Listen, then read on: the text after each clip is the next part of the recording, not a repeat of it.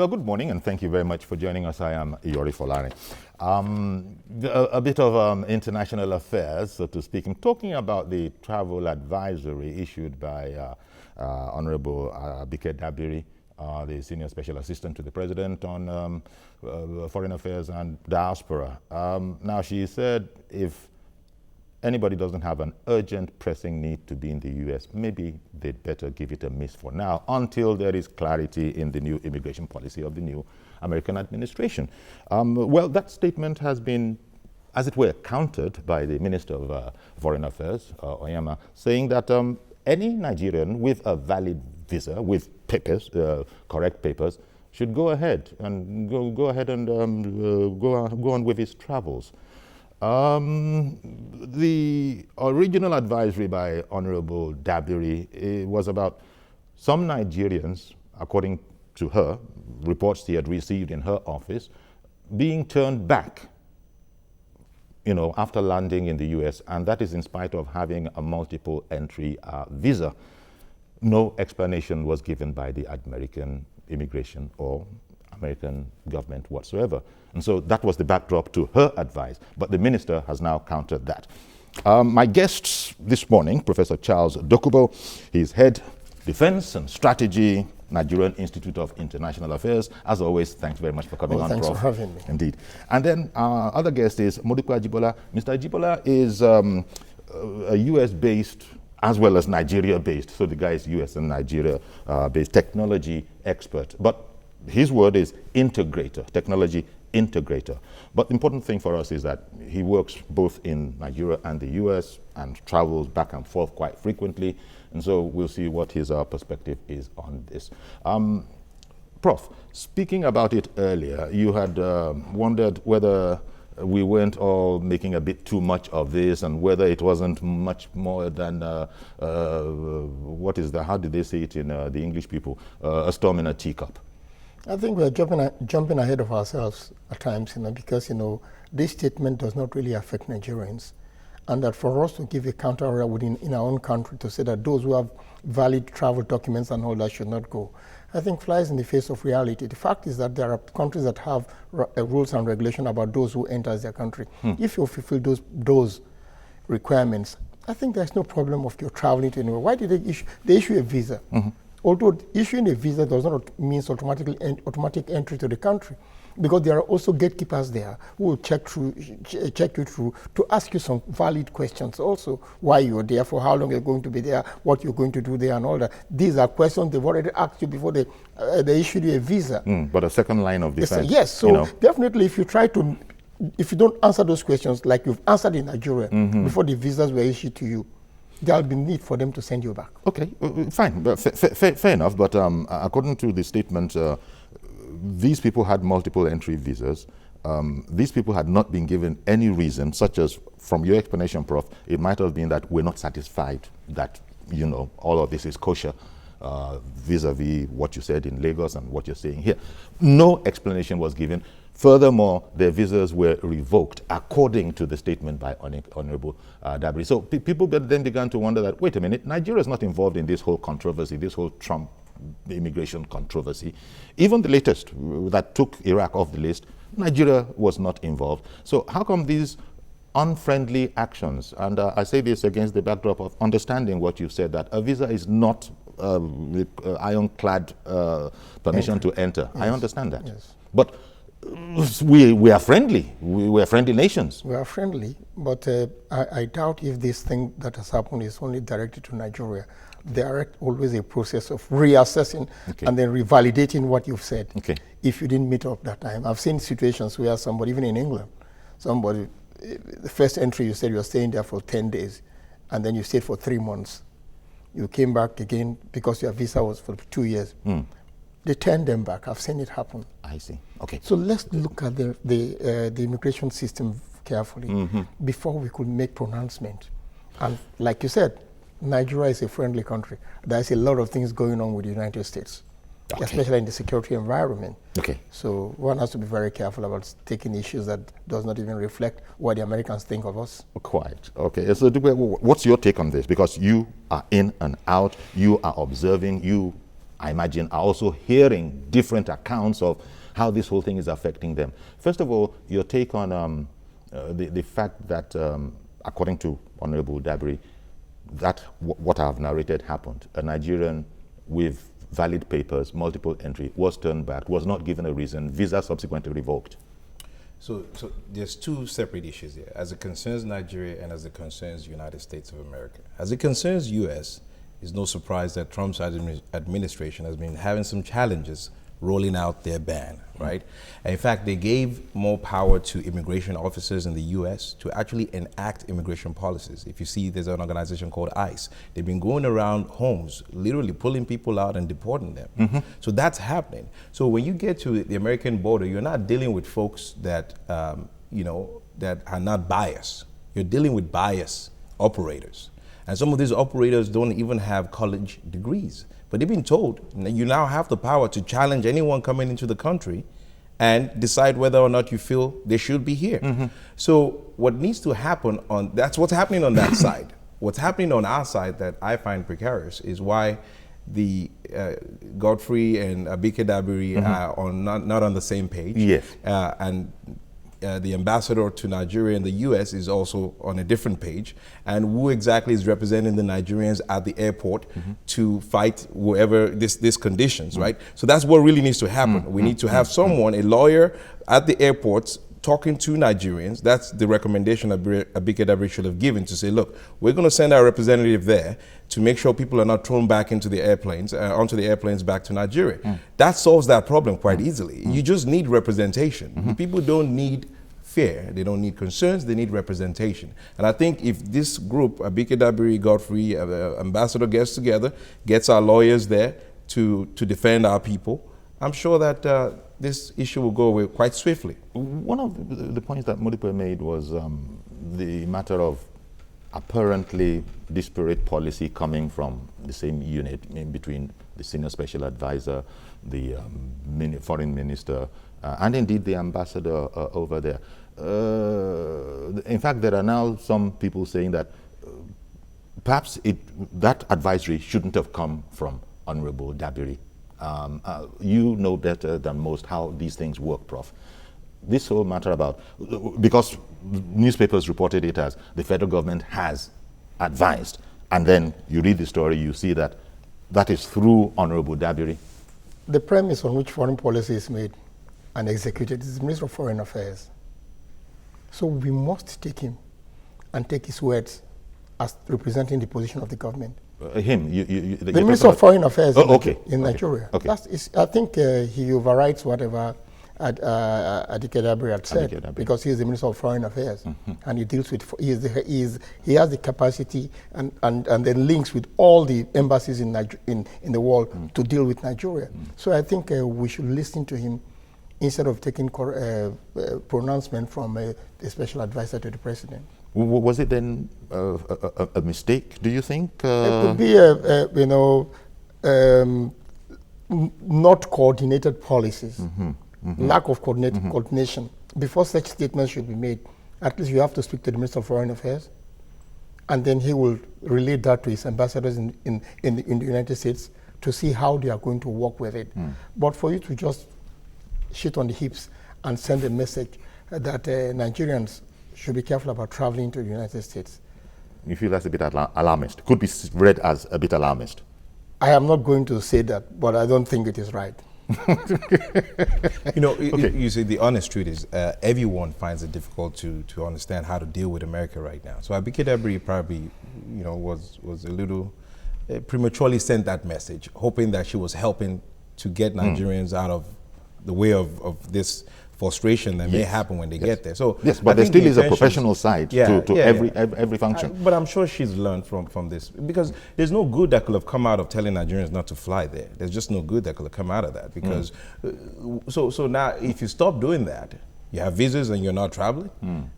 Well, the statement did say until there is more clarity on how this whole thing is being played out. Played out. But the candid truth is there would not be clarity Trump's administration. I doubt it. So we're going to need a long time to get clarity in the Trump administration. You don't react, you act. I got to go on a quick break now, but no problem. We'll be right back. Stay with us, please. We'll include your calls as well.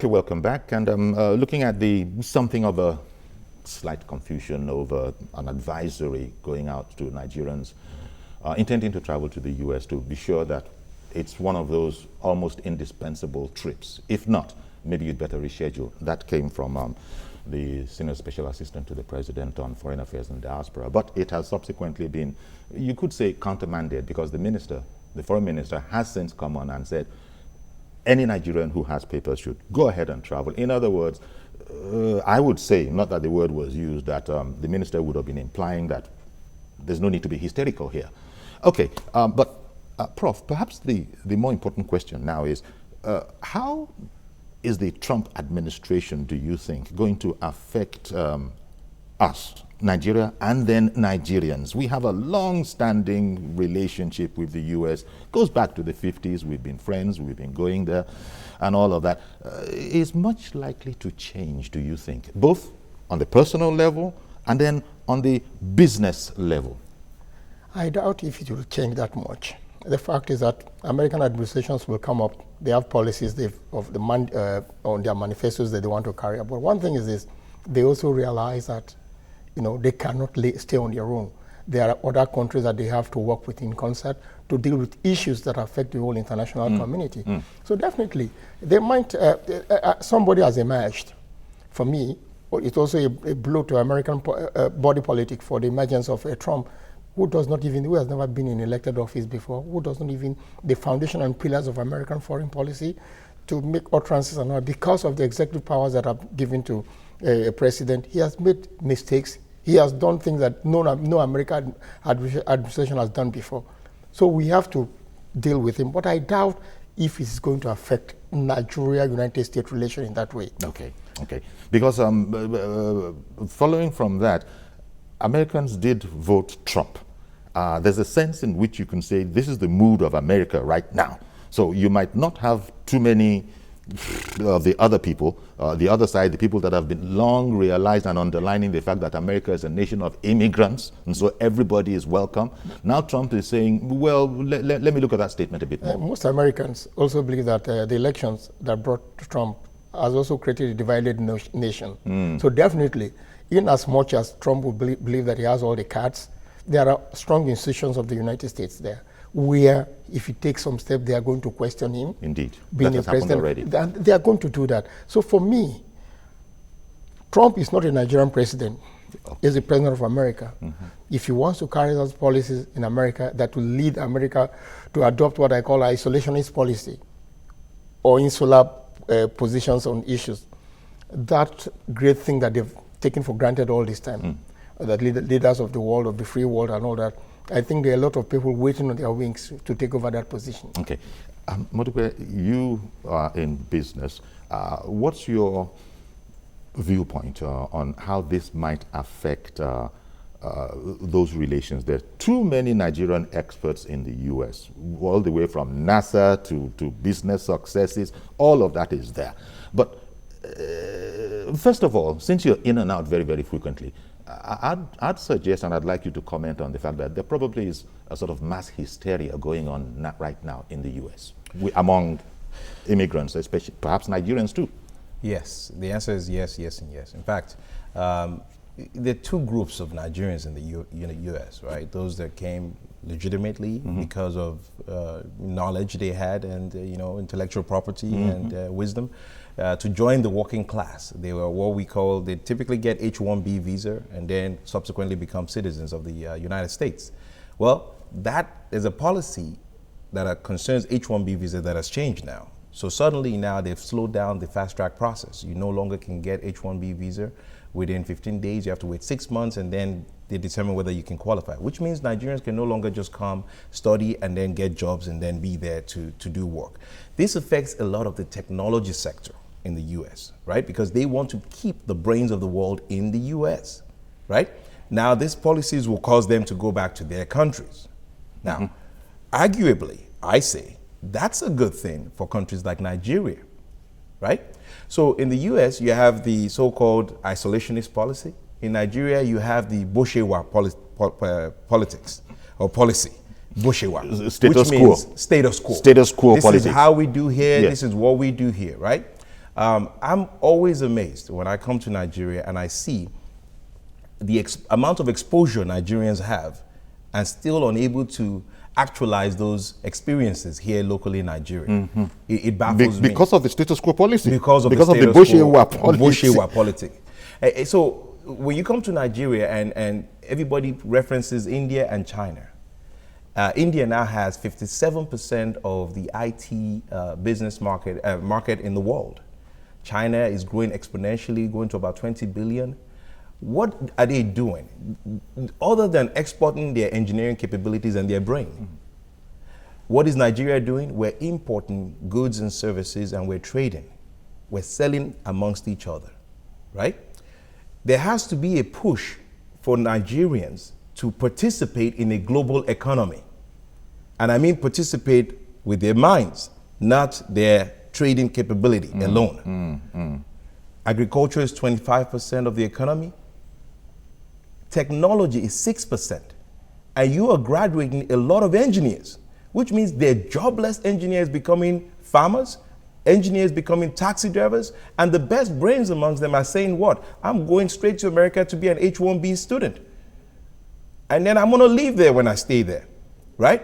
So Nigerians, I think government should be excited about what's happening in the US. It's bad for the United States, but it should be exciting for government that more people will now say, well, it's too much wahala, I will stay in Nigeria. Okay, interesting. Very, very interesting concept. Prof, and I saw that you were nodding to quite a number of points he was making in there. Our attitude to our own gold, shall I say, as opposed to pewter. All what he has said has been said before, long time ago. We have potential, but it has never been realized. The fact is that how do government put it together in such a way that the best brains that we have wherever in the world could come back and believe that this is home and this is where I can work. And this is where I should be. This is where I should be. It's just because that the organizations, the putting together of things that will elevate those who have this knowledge-based ideas could come on and make a living has not been there. You can't come back and expect a government to employ you. And a government to employ you and put you on level, whatever it is, that's not the life you are accustomed. And that it becomes difficult for you to come back. That's why, however it is bad there, they believe that it is better here. People will do all sorts of subservient things because even those are, in their estimation, better and quite frankly, more remunerative than being a big man here. But it's not true anymore. It's not true anymore. The emerging market is in Africa. $160 million were invested in technology companies in Africa last year alone, which means Facebook, Google, all of them are looking for new hubs here in Africa. Zuckerberg was here, as you know, and he was quite impressed. Exactly. And that's the irony of things. If Zuckerberg comes here, he's impressed. Nigerian governments, they think, well, what is it these young chaps are doing? Hold up there. It is, you see, our government is doing what exactly we allow them to do. Government in Nigeria is not the problem. It is the status quo character of nature of the people that needs to change, or the foresight. We're having this conversation here. Do you know there's some Nigerians that don't even know we have software development guys here locally? Well, yeah, until one was accosted at an airport and it became a news story that we're not going to let you in because we don't believe you're a software engineer. Whereupon the guy was given a sheet of paper to write a test, after which he was let in. Now, these kind of things never used to happen. Nigerians are fully talented. The issue, I believe, is that the private sector is looking to a government that barely understands how to run their office, talk less of a country, to lead them. And that is wrong. In any country, the government looks at the private sector to figure what to do. Now, isn't that another arguable point, Prof? This matter about, he virtually said the government doesn't have a clue about these kind of matters. I agree with him, but it also remains that government, some people will say there's nothing in business for government. Government has no business in business. Yes. So what they have to do is to create a enabling environment. And if 80% of those who are employed by government in Nigeria, then it becomes difficult for people to use their own initiative and their own knowledge to live. Because one, the certainty of your pay or your salary is so strong in Nigeria that if you don't pay a worker for 1 week, he's finished. But also the alternative of setting yourself up, for me, which I think people, because of the certainty of salary, they've not even tried to explore. At once they realize that most of them let the government just set up the enabling environment so that, if you want a foreign exchange, it will come to you. If you want to buy some ICT equipment, you can get it and all that. But if the environment is not ennobling enough, it becomes difficult for these so talented people to stay. Okay, I beg your pardon. I'm sorry, I got to go on a break. I'll come straight back to you when we return. Stay with us, please. We'll be right back.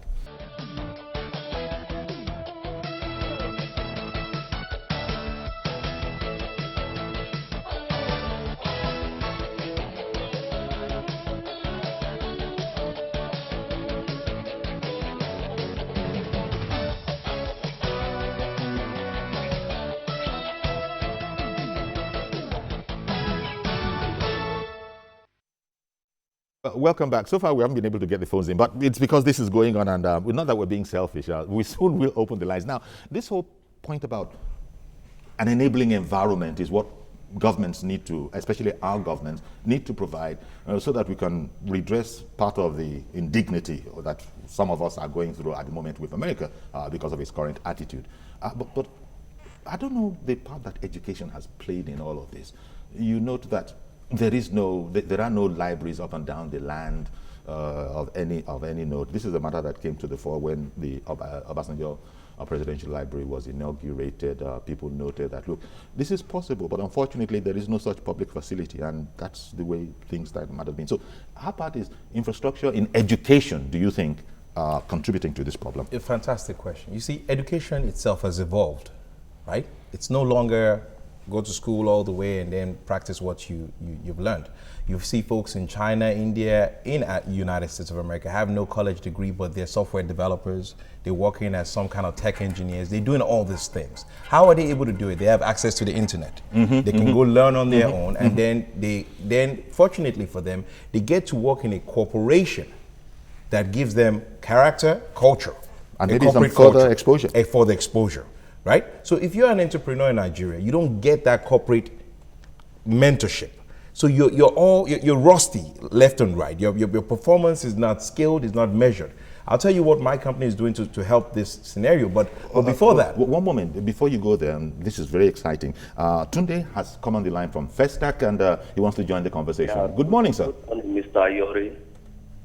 And the other men there, good morning, sir. Good morning. Good morning. Yeah, concerning what that will say, she said the people who want to travel now just should be a bit patient and wait for government clarity. What I noticed is that the minister just came on to clarify the situation. That, okay, we should go now.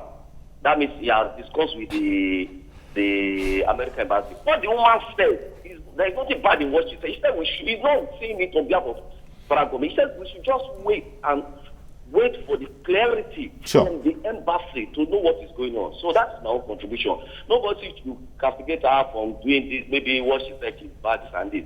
No, maybe the way the minister said that maybe they are trying to kind of contradict what she said. Maybe the minister should have come up to say it in another way instead of saying this and that. Okay. So that's it all. Okay, thank you very much for calling in.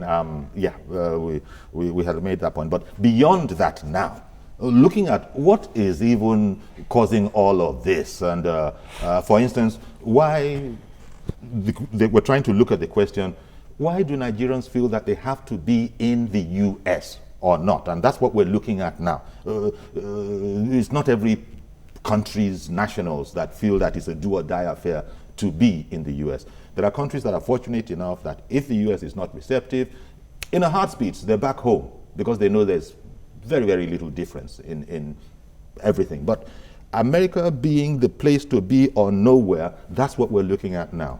I had to interrupt you for No, for the go break. ahead, go ahead. You were making a point, actually. Yeah, which I forgot. Which point was it? but You are talking so about the enabling environment the enabling for these environment people to be and the part of mentored education, through. and you were saying that people in an entrepreneurship, they miss out on this. But Mr. George has come on the line since. Good morning, Mr. George. Good morning, Uncle Yori. Good morning, sir. Good morning. Uncle Yori, I do not see any controversy in this issue. What I see rather is a minister who is not ready to do his work and he does not want the work to be done.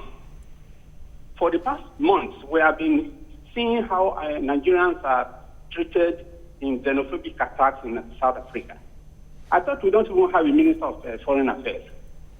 Where was the minister when Abike Dabiri was going to South Africa and, pacifying Nigerians and telling them, guiding them on how to, where was the minister? All of a sudden, he now sees that his position is threatened and he's coming out to fight for relevance. He's lucky I'm not the president. Yesterday, I will have relieved him of his appointment.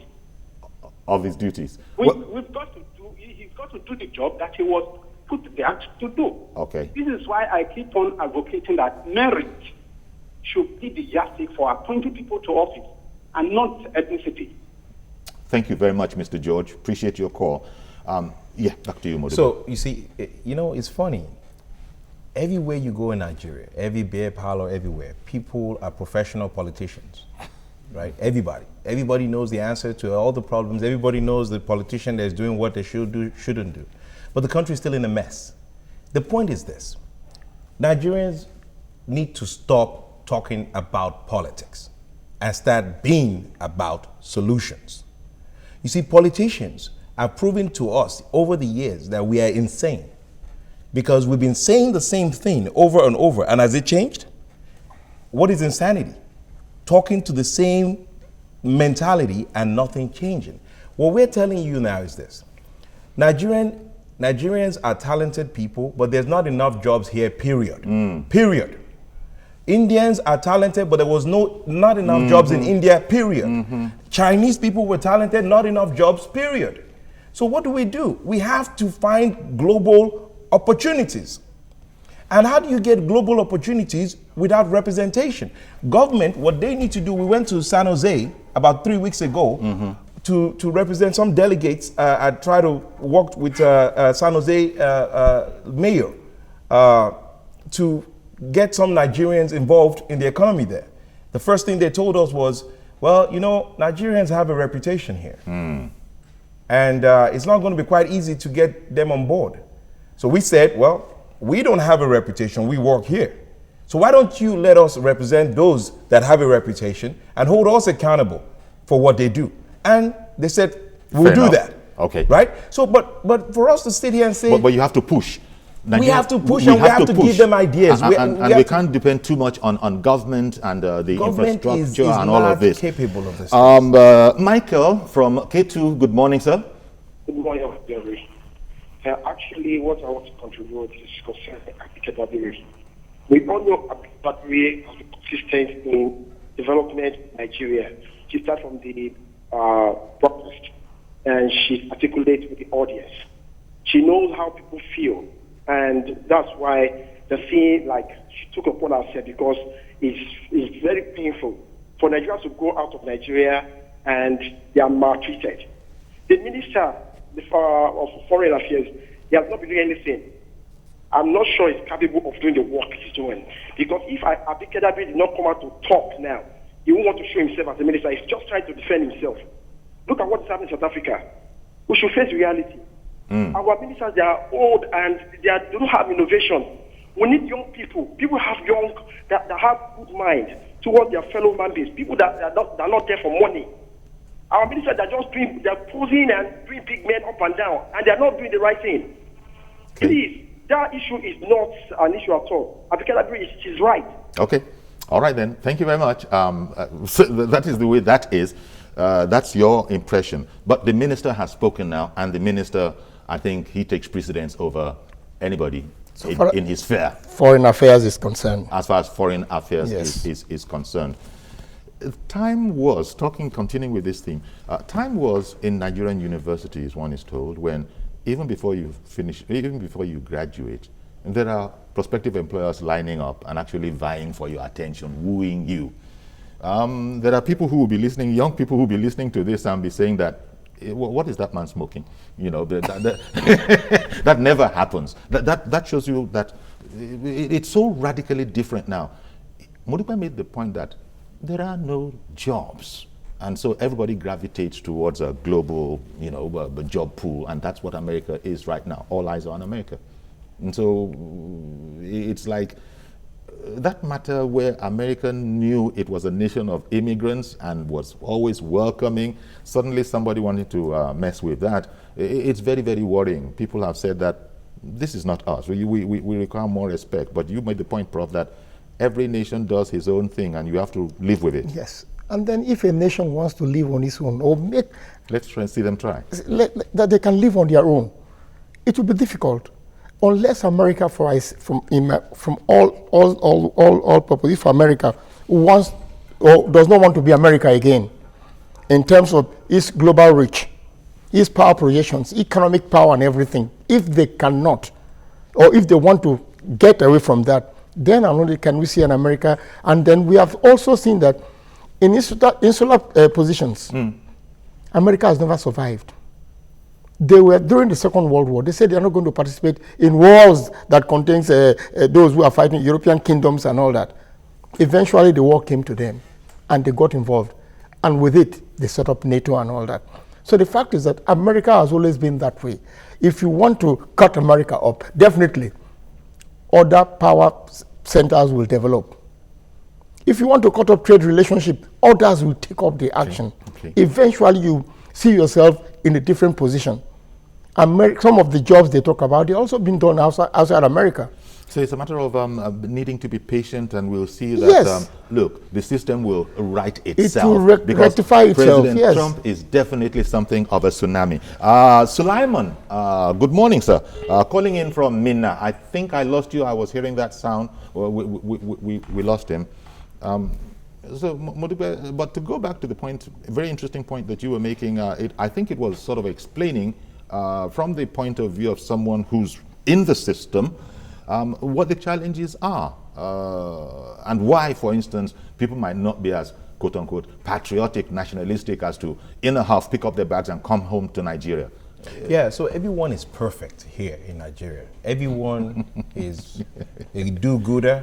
They plan well, they govern well, except the government, right? You have to wonder why folks will be so passionately looking to defend a governor, an official. Why are they defending them? They're there to serve you. It's okay to criticize them. Okay. If they don't perform, criticize them, and then they will perform. Okay. That's all it's about. You think that's part of the issue we wrestle with here? That is what the big issue is. Okay, but Mr. James from Maryland, good morning, sir. Yeah, good morning, Uncle Yari. How are you? Thank you for calling in. Good morning, Mr. Yari. Good morning, sir. I did answer. Yeah, how are you, sir, Uncle Yari? Yeah, fine. Yeah. Uncle Yari, yes, there's something I really want to take your mind back to. I think last week or 2 weeks ago, I called you on this program. I spoke with these ladies that present their program, and Abike Dabiri was on program that day.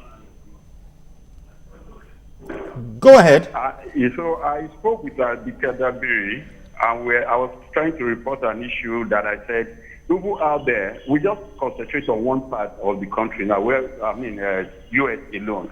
We have other parts where we have our citizens being repatriated, deported, and some of them are not given that free will to be repatriated, they locked up, and all the rest. And nobody's talking about that. I said something about China. I said, have you called the consulate or the ambassador to China and find out what is happening there? This is part of the issues we have on ground. This one now that happened is just repatriating. They just deported them or whatever. They didn't allow them access to the country. What of those who do not have that opportunity to be repatriated and nobody knows what is going on with them? Have you checked on that? Then the minister in question that came up on the program to say Abike Dabiri has no right whatsoever, maybe Torso Power, wherever. Where was he when people were complaining of South Africa? Where was he? Did he come out to even say a word? He never did. The same Abike Dabiri has been the one going to Libya, going to Mali, go to everywhere to bring our people back. Please, let's call the spade a spade. Look out there. If we don't have capable ministers or capable whoever to handle the issue of our citizens, find out any citizen of any country, anything happen to them, the country take it upon themselves. They go out there to fight for their citizens. But here we are. This politics is too much, where you politicize everything we do in Nigeria. Thank you. Thank you very much, which probably underlines the need, as has been said earlier on this program, for there to be a sort of synergy of policy and communication anywhere, in whatever sphere, and especially in this. We'll take a break now. Stay with us, please. We'll be back.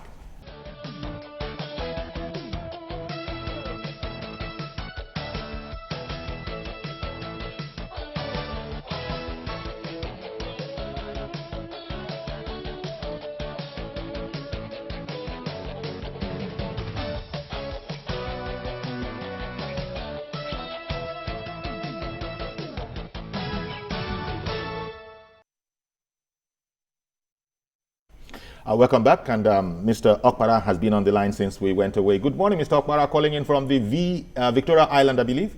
Yes, Uncle Jerry, good morning. Good morning, sir. I thank you for your program, and I greet the two men over there. Good morning. You can find out that what will have been happening to Nigerians in the world today, we have no government that cares for its own.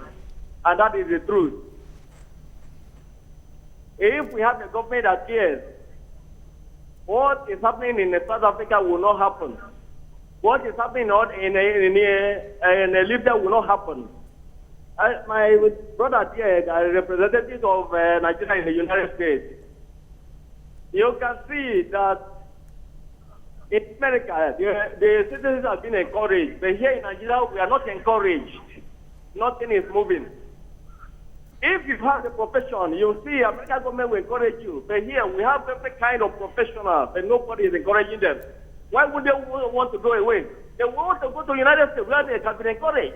And other nations, please, let our government help us. Every year, people have been speaking and speaking and speaking.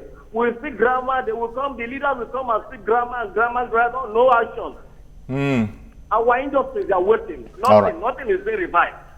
Okay, no work, no light, nothing. Oh Why would one go away? Oh dear. Please help us and tell the government to let them value their people. Thank you, Mr. Okpara, for calling in. Appreciate your call.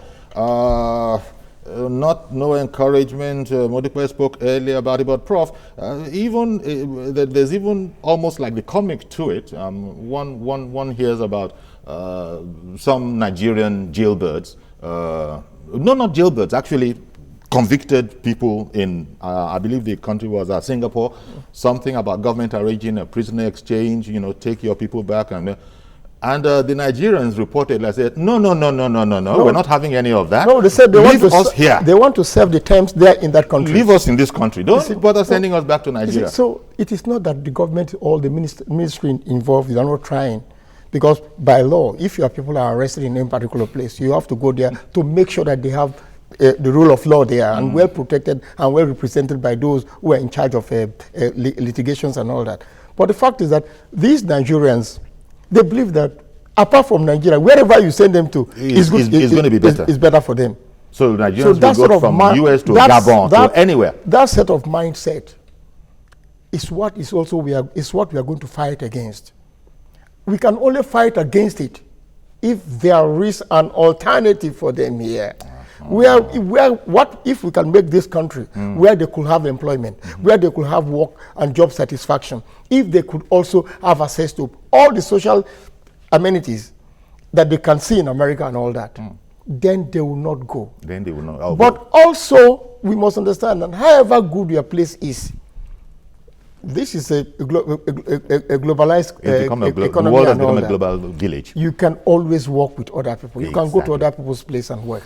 And- so we cannot say, because if you have everything in Nigeria, we will not go out again. No, we certainly can't. And Modupe, you were making the point that beyond all of this, you can't seem to understand our penchant in Nigeria, as you said, for politics and for, in your opinion, missing the issue entirely, either defending one politician or blaming another politician or government official. You say that's not the issue at all.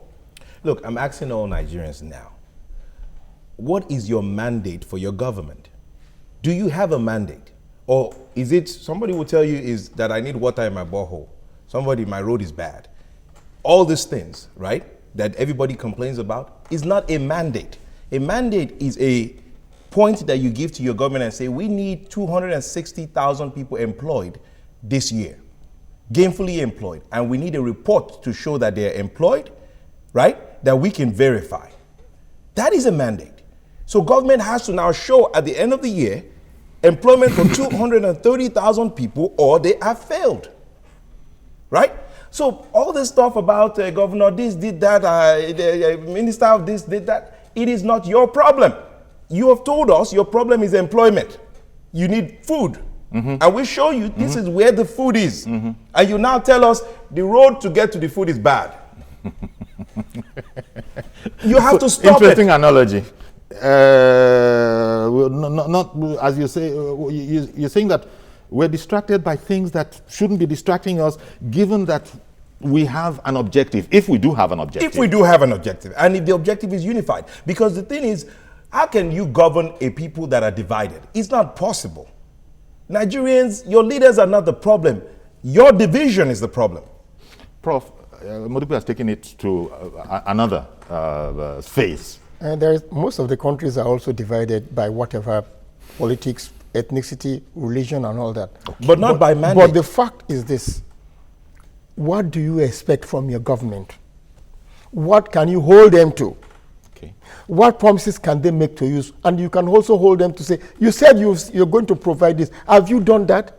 If you've not done that, then we are not going to vote for you. But also, let us not forget, it's just like training a Nigerian soldier in Sandhurst.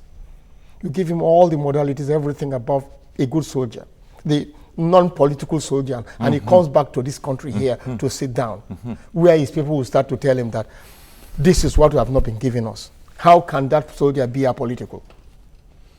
So, So there's a sense in which Nigeria does a lot to us, to we ourselves, Yes. that is not necessarily beneficial it's or not- helpful. But I keep telling you, it's not government. The experiences you have in Nigeria that challenges you, it's not because you ran into a governor on your way home.